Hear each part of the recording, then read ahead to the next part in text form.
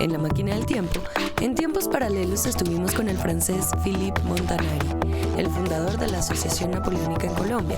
Nos contó sobre el emperador Napoleón Bonaparte y su legado tanto en Colombia como en América Latina y el mundo. Bienvenidos a La Máquina del Tiempo.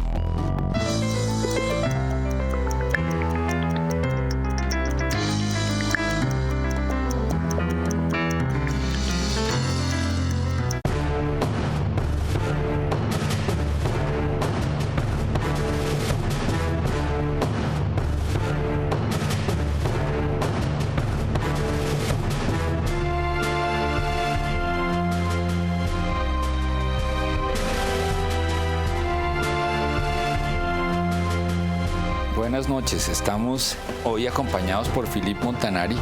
Él es el fundador de la Sociedad Napoleónica en Colombia y vamos a hablar acerca, entre otras cosas, de Napoleón y su legado tanto en Colombia, Suramérica, Latinoamérica y en el mundo, y otras cositas muy interesantes acerca de Napoleón.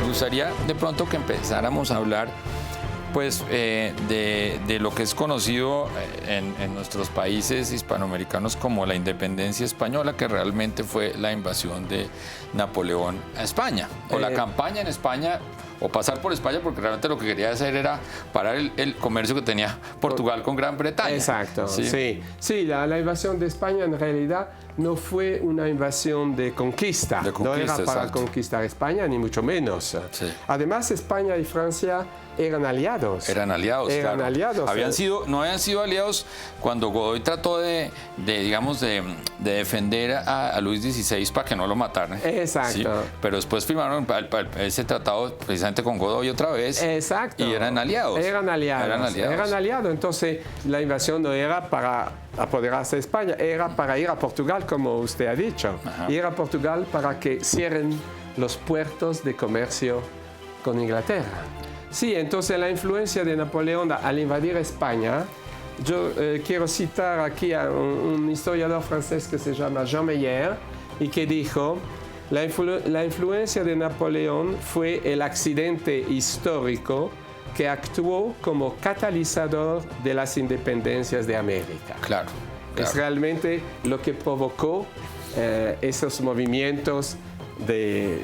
Además que España ya estaba dividida, entonces ya habían sentimientos en América que, al igual que en España, unos apoyaban a Carlos IV y otros a Fernando. Exacto. ¿Sí? Y Napoleón llega en un momento en que ellos están agarrados. Exacto, sí, tienen un problema serio en la dinastía ahí. Ya Fernando lo había sacado a su padre. Pues. Exacto. ¿Sí? Después de que lo había perdonado la primera vez. Claro. Bastante... No, y después Napoleón, Fernando, entonces fue a ver Napoleón diciéndole que con el padre había problema, que él quería ser el rey. Claro. Entonces Napoleón se encontró entre los dos. Claro. Entre los dos pretendientes al trono. Los dos pretendientes. Pero yo nunca he entendido, en esa reunión que tienen, creo que es en Bayona. En Bayona, sí.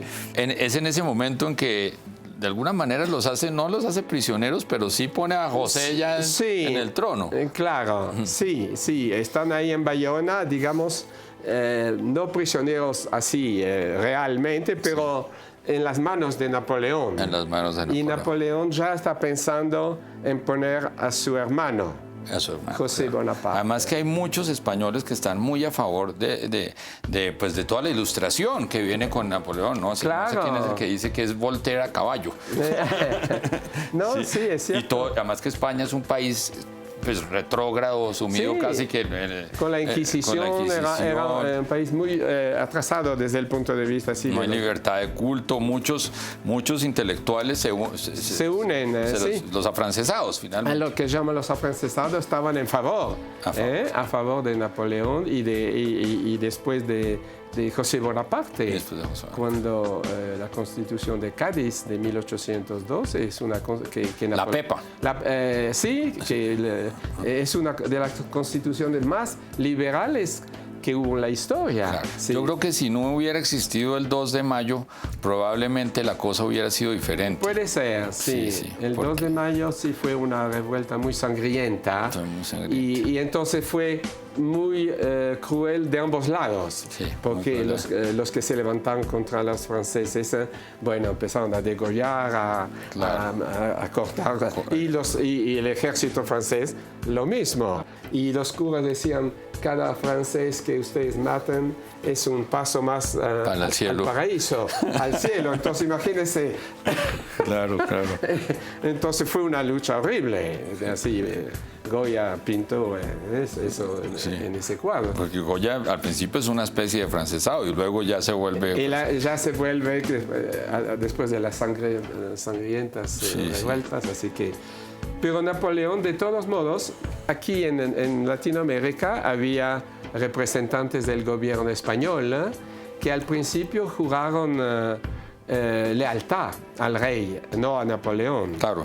Al rey de España, aunque Fernando, a la Junta de Cádiz, a Fernando, exacto, aunque estuviera como y fíjate que las primeras peticiones, por ejemplo, en Colombia del Memorial de Agravios son realmente lo hacen a la Junta de Sevilla o la Junta de Cádiz. Sí. No lo hacen pues, a claro. ningún rey, porque es que en el momento no hay rey. Sí, había pero Napoleón había enviado hay que mandar representantes, espías, se puede decir, a Latinoamérica, México, aquí en Argentina.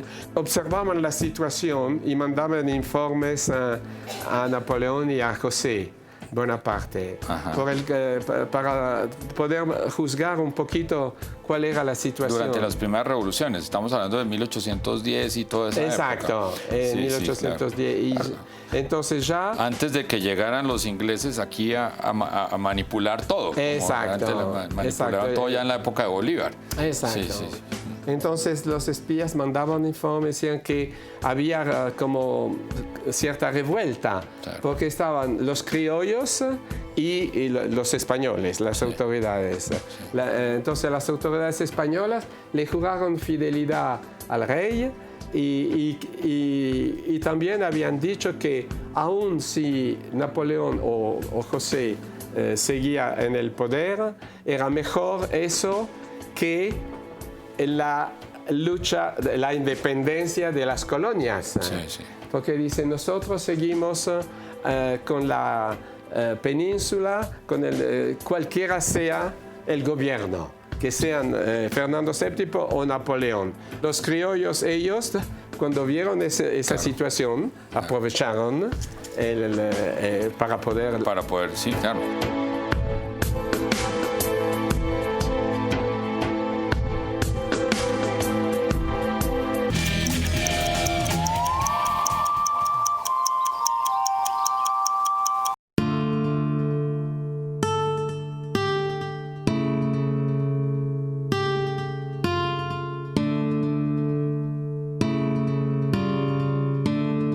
Iba a introducir algo que no tiene mucho que ver con el tema, pero sí, que es lo que pasa ya después de Waterloo, después ya cuando Napoleón está en Santa Elena, que me refiero ante todo lo que narra precisamente este señor Emilio Campo.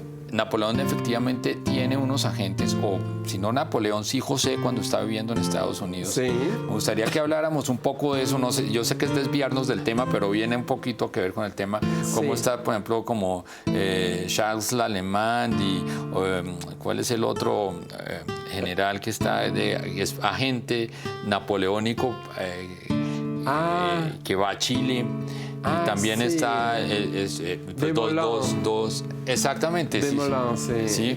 Y Cochrane, Lord Cochrane o Lord, que son los ingleses. Sí, unos emisarios que la idea era sobre todo José Bonaparte, que vivía cerca de Nueva York. Que eso no lo sabe mucha gente en Colombia, que fue muy posible, o sea, estaba en la mente de Napoleón formar un nuevo imperio y le había echado el ojo a las colonias españolas. Sí, claro. Sí, eso es cierto.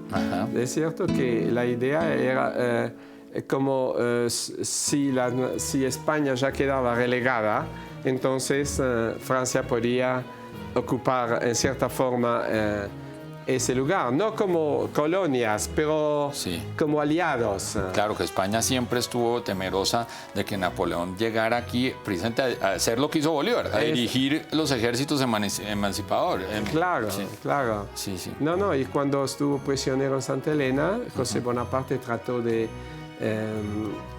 armar un barco para ir a buscar a Napoleón y liberarlo. Esa era la idea. Esa era la idea. Esa era la idea. De Y yo creo que el pobre Napoleón se quedó esperando. Sí, Sí. Y lo que pasa que, imagínense, la isla estaba rodeada de una flota inglesa Todo el tiempo. todo el tiempo, día y noche, y los ingleses tenían la mejor flota del mundo. Claro, pero fíjate que José sí pudo escapar a Nueva York, porque la intención de Napoleón era precisamente Escaparse a Estados Unidos. escapar a Estados Unidos, Sí, ¿no? sí, pero no pudo. Pero no pudo. No, hay una película que muestra eso. Hay una película que se llama Monsieur N, el señor N de Napoleón, que es una ficción. Es una película muy interesante que muestra que Napoleón sí se escapa y viene a Estados Unidos. Qué maravilla. Y se establece. Y manda un impostor a Santa Elena, ¿o qué? Sí, exacto.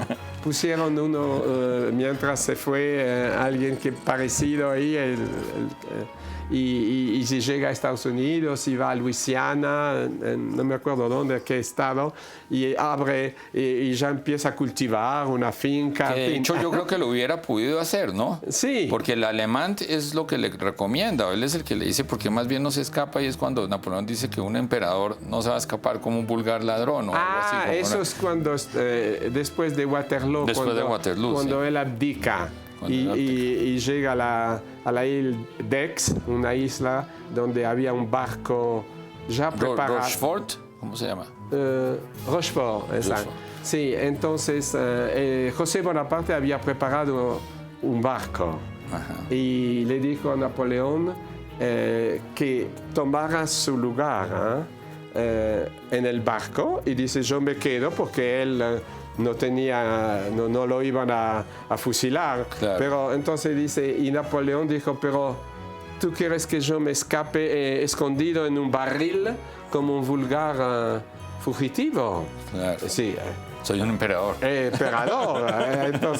Entonces renunció, por supuesto, a eso. Si lo hubiera hecho, quizás sí hubiera llegado a Estados Unidos. Claro. Pero no quiso hacer esto. No era demasiado, como tenía su ¿cómo se puede decir?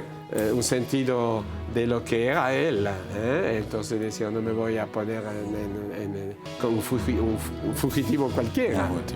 No, eso. Y entonces, al final, se quedó en Santa Elena, no pudo hacer otra forma, y murió en 1819.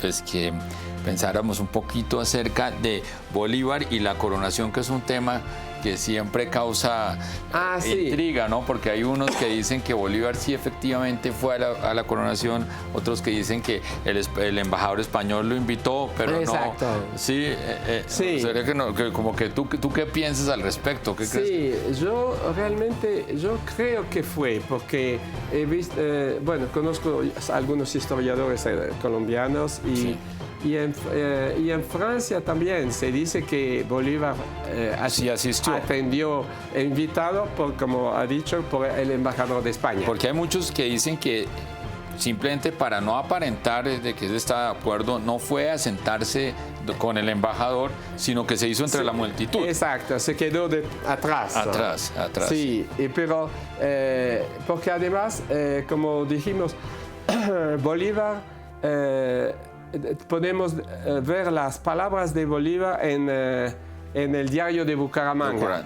Perú Lacroix. Perú de la Croix escribió, bueno, todo el mundo, todos los colombianos conocen que cada día Perú de la Croix escribía el diario de lo que había pasado. Claro. Y entonces, en un momento dado, Bolívar le confesó a Perú de la Croix que él era un gran admirador de Napoleón. Ajá. Pero que no lo decía públicamente por sus enemigos que iban a pensar que quisiera ser emperador. Exactamente. Pero mira, yo puedo citar aquí tres líneas de lo que dice Perú de la Croix citando a Simón Bolívar. Dijo, eso es textual, vi en París en el último mes del año 1804, o sea, diciembre, cuando fue el 2 de diciembre la coronación de Napoleón. La coronación de Napoleón, aquel acto magnífico me entusiasmó, pero menos su pompa que los sentimientos de amor que un inmenso pueblo manifestaba por el héroe. Claro. Aquella efusión general de todos los corazones, aquel libre y espontáneo movimiento popular, excitado por las glorias, por las heroicas hazañas de Napoleón, victoriado en aquel momento por más de 1 millón de personas, me pareció ser, para el que recibía aquellas ovaciones, el último grado de las aspiraciones humanas, el supremo deseo y la suprema ambición del hombre. Entonces es una admiración así extraordinaria. Claro. Entonces eso yo no creo que Perú de la Croix invente una cosa así. Claro. Además que yo creo que también Bolívar tenía muchos pactos con los ingleses. Estaba muy comprometido, definitivamente. Exacto. Porque hay gente, digamos, que al sur no está tan comprometida, ¿no? Alvear y no, otros son bonapartistas, de cierta manera, ¿no? Y digamos que los primeros precursores de nuestra independencia eran gente que tenía mucho que ver con Francia, pero luego ya los ingleses nos tenían... así porque nosotros pasamos básicamente de ser colonia española a ser colonia inglesa. Casi, ¿no? Sí, o sea... así que por eso creo que realmente es más la teoría de que estuvo en la coronación me parece más plausible que no. Sí, además que el que dice que no es O'Leary. Exacto. Que tampoco le conviene, porque finalmente es un inglés. Por supuesto. Pero esas palabras son realmente reveladoras, porque Perú la Croix va a inventar esto, no tiene sentido, ¿no? Pero bueno, Bolívar y Napoleón, sí hay cierto paralelo en las vidas de los dos. Eso me gustaría hablar. Yo sé que tú estás preparando una especie de paralelo, porque hay muchas similitudes, ¿no? Hay un artículo sobre eso, sobre las similitudes. Sobre las similitudes en las dos vidas, porque hay una etapa de victorias y después otra etapa amarga, tienen muertes similares, ambos son desterrados prácticamente. Enfermos. Pues, si Bolívar no alcanza, enfermo, porque Bolívar no desterrado físicamente, pero abandonado. No lo dejaron entrar a Venezuela, donde tenía su última plata de las minas. Exacto. Sí, y la iba a coger y no lo dejaron entrar a Venezuela, y aquí estaba prácticamente echado. Sí, hay mucho parecido en llegar a la cúspide del poder, caer en la desgracia, abandonado, enfermo y morir jóvenes, los dos. Napoleón murió a los 51 años y Bolívar más joven todavía. Muy bien, entonces, para terminar con el personaje, yo quisiera decir que una vez terminada la epopeya, el mito solo sobrevive individual, nacional, y ese hombre extraordinario continúa excitando la imaginación del pueblo. Para darles una idea de la cantidad de libros, biografías, ensayos sobre Napoleón, se han escrito más libros sobre Napoleón que los días transcurridos desde que murió en 1821 hasta nuestra época. Es decir, miles de libros, no solamente de Francia, de Inglaterra, Estados Unidos, etcétera, que todos los años, meses, todos los días veo nuevos libros sobre Napoleón. Documentales, películas. Sí, exacto. Películas que se han hecho, obras de teatro. Es el hombre que en la historia ha tenido más resonancia universal, porque en la China, en África se dice Napoleón, todo el mundo tiene alguna referencia, no conocerán toda la historia, pero Napoleón es un personaje. Sí, claro. Y entonces yo voy a citar a Chateaubriand, escritor francés del siglo XIX, que ha dicho, en francés dice, vivant, il a perdu le monde, mort, il le possède. Es decir, que vivo, cuando era vivo, perdió el mundo, pero muerto, lo posee. Porque eso refleja... Y se convierte en un mito, exacto, realmente, y es más el mito que que lo que uno a veces... No sabe si fue o no fue, lo mismo que pasa con Bolívar en Latinoamérica. Exacto, y el mito sigue creciendo. Bueno, ya que hablamos del mito, ¿por qué no nos hablas un poco de la sociedad napoleónica? Muy bien, sí. La sociedad napoleónica, que en francés es le souvenir napoléonien, fue creada en 1937. Tiene como objetivo, se pueden imaginar, estudiar y hacer conocer las instituciones, los acontecimientos, los personajes más importantes del imperio de Napoleón I y de Napoleón III. El sobrino. Okay. Estamos viviendo una época en la cual ciertas páginas desaparecen de los libros de historia. Aquí también, si le pregunta a Bolívar a los chicos jóvenes en Francia, claro, Napoleón, yo veo que esos conocimientos van desapareciendo. Sí. Usted pregunta a un chico de 15, 14 años. La historia se modifica. Desafortunadamente ya se nos acaba el tiempo. Tenemos que cerrar y esperamos que la gente haya quedado pues con intriga acerca de Napoleón, y mucha gente yo creo que no sabía la influencia que ha tenido acá ni todo lo que ha tenido que ver pues con Latinoamérica y Colombia en específico. Muchas gracias por su invitación. A ti, Philip. Bueno, muchas gracias y buenas noches.